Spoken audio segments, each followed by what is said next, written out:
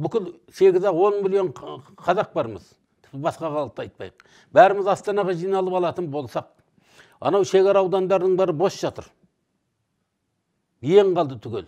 Марқакөл, мынау шығыста мақанша көп. Мына Ресеймен шекарамызда сол яны күні өткен жылы неге бардық? Сафуан Шаймерденовтың мерейтойына. Сафуанның ауылы ең қалған шекара бойындағы.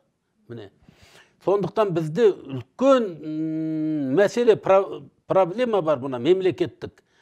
Осын ретке келтіру керек.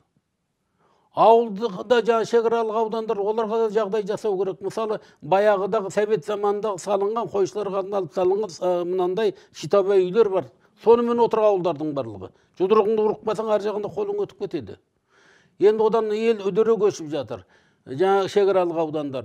Ал енді сондықтан мен бәріміз мына жерге жиналып, сонан кейін бар дүниенің бәрі бос қалатын болса,